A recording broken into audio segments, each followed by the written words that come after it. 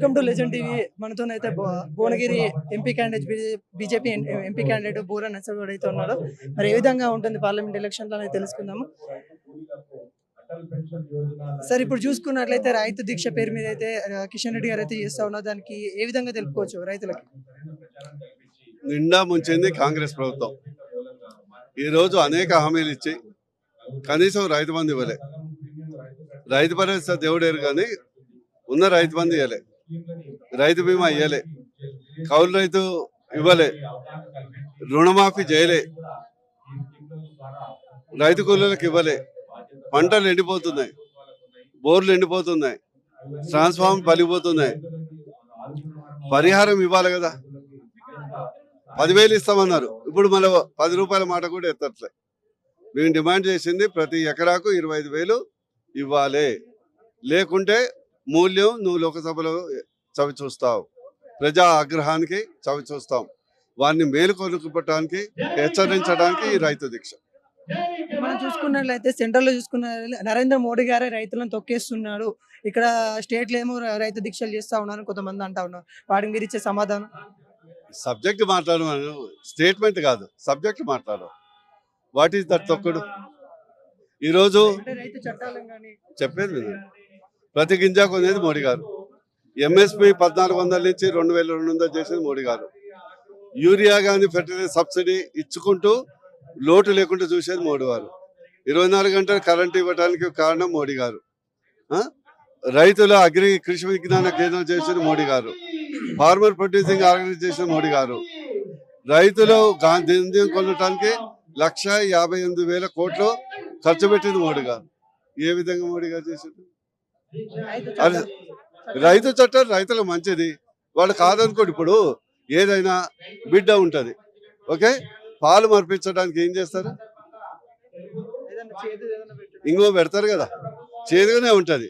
కానీ బిడ్డ పాలు మరుస్తానే పెద్దగైనాక బలంగా అవుతుంది కదా. రైతు చట్టాలు కూడా రైతును బలోపేతం చేయడానికి కొందరు రాజకీయ అర్థం చేసుకోక రాజకీయ ప్రలోభం కారికి రైతుల్ని రెచ్చగొట్టారు. ఈరోజు చాలా అమలవుతుంది ఆల్రెడీ. మరి ఇప్పుడు భువనగిరి ఎంపీగా మీరైతే కండక్ట్ చేస్తా ఉన్నారు, ఎలా ఉండబోతుంది అక్కడ? మీ అభ్యర్థి ఎలా, కాంగ్రెస్ అభ్యర్థిని ఎలా ఎదుర్కోబోతా ఉన్నారు? ఈ రోజు మేము గెలవబోతున్నాం, భారీ మెజార్టీతో గెలవబోతున్నాం. నేను ఆల్ పార్టీ క్యాండిడేట్ అండ్ సకల జిల్లా క్యాండిడేట్. ఒకవైపు చూసుకున్నట్లయితే అక్కడ రెడ్డి వర్గం ఉంది కాంగ్రెస్ నుండి, మీరు చూసుకున్నట్లయితే బీసీ వర్గానికి చెందిన. రెడ్డి లేదు, బీసీ లేదు, నేను ఆల్ సకల జిల్లా క్యాండిడేట్. ప్రజలకు లేని బాధ మీకెందుకు రాబాయ్? నన్ను ఎందుకు ఓన్లీ ఒక వర్గానికి పంపిస్తారు? అన్ని వర్గాలకు సంబంధించిన వాడు. ఈరోజు ఏ రెడ్డి కానీ ఏ ఓసీ కానీ అందరూ మోడీ గారి భక్తులే, మోడీ గారి ఫేవరెట్లే. బూర నర్సగౌడ్ కావాలి. నేను ఎయిమ్స్ తెచ్చాను, కులానికి సంబంధించిందా? కేంద్రీయ విద్యాలయం తెచ్చాను, కులానికి సంబంధించిందా? జాతీయ రహదారులు తెచ్చాను, కులానికి సంబంధించిందా? పాస్పోర్ట్ కేంద్రం తెచ్చాను, కులానికి సంబంధించిందా? వర్గానికి సంబంధించిందా?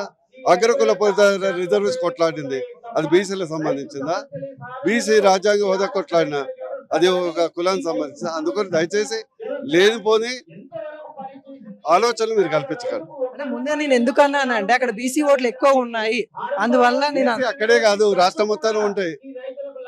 వై ఓన్లీ భువనగిరిలో 60% ఉంటాయి బీసీ ఓట్లు.